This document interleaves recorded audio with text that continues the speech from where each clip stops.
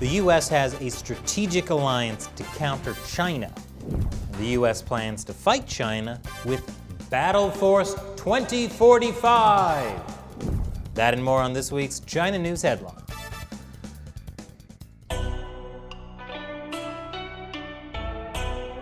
Welcome to China Uncensored. I'm Chris Chappell.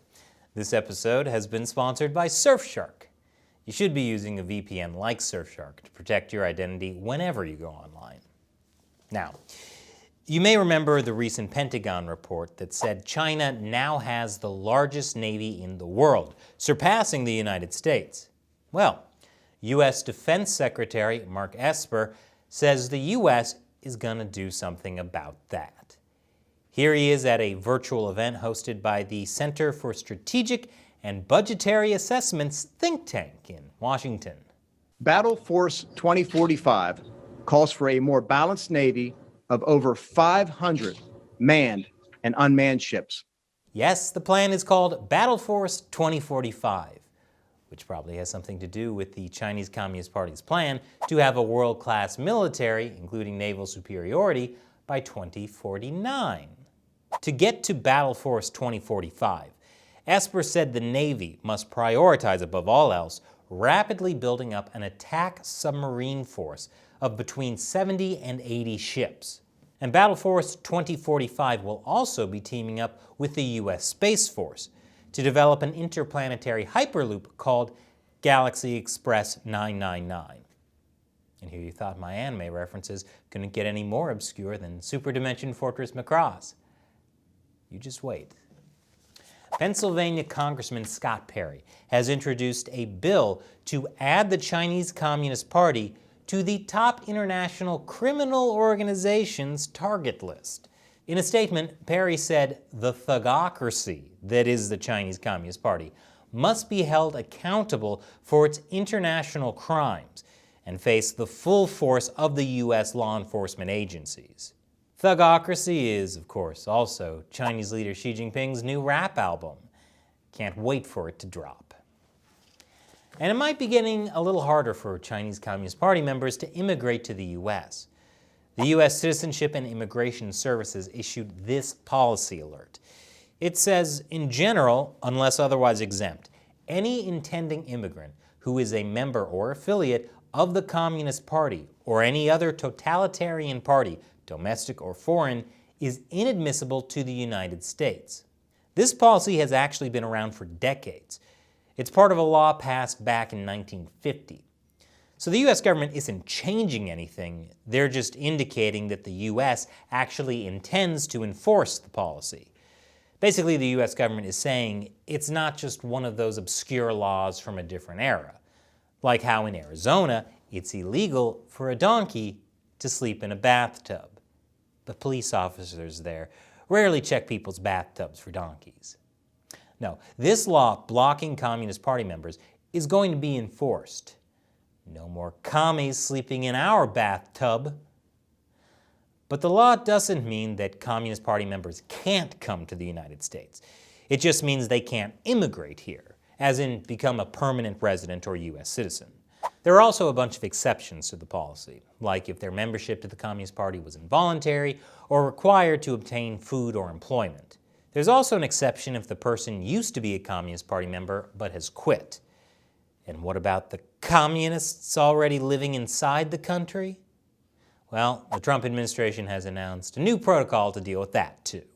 Obviously, the Chinese Communist Party does not like Donald Trump right now, which is why they sure weren't super upset when he tested positive for the CCP virus.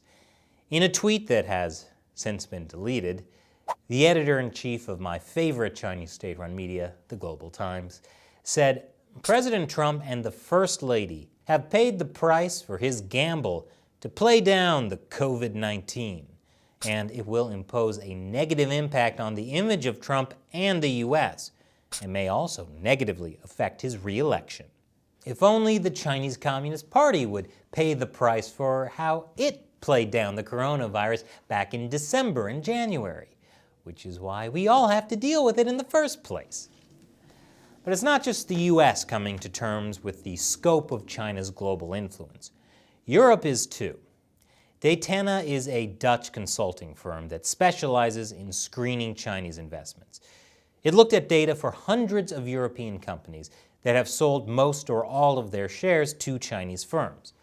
And they analyzed how much influence the Chinese government has over the companies as a shareholder. It turns out Chinese authorities have been involved in 40% of all Chinese companies' purchases of European assets since 2010. And in about 1 in 4 cases, those purchases were highly influenced by the Chinese state. That means that the ultimate controlling shareholder is part of the Chinese government. It's bad news for Europe, but great news for the Chinese regime. And it's part of the Chinese Communist Party's broader strategy. The UK's top general says China is using this strategy to destroy the West. General Sir Nick Carter has unveiled a new plan to counter the China threat called the Integrated Operating Concept 2025. I guess they don't watch anime in England, or they'd have come up with a better name. Basically, the idea is that China is trying to win a war without fighting a war. General Carter said China's tactics have outpaced the evolution of international law to avoid their actions being classified as conflict under the current definitions of international law. Authoritative PLA texts have argued that the ambiguous boundary between peace and war opens up opportunities for the military to achieve its ends, disguising its activities as civilian and therefore peaceful. Basically, the PLA's activities are like a gun disguised as a party cup. And partying isn't illegal, is it?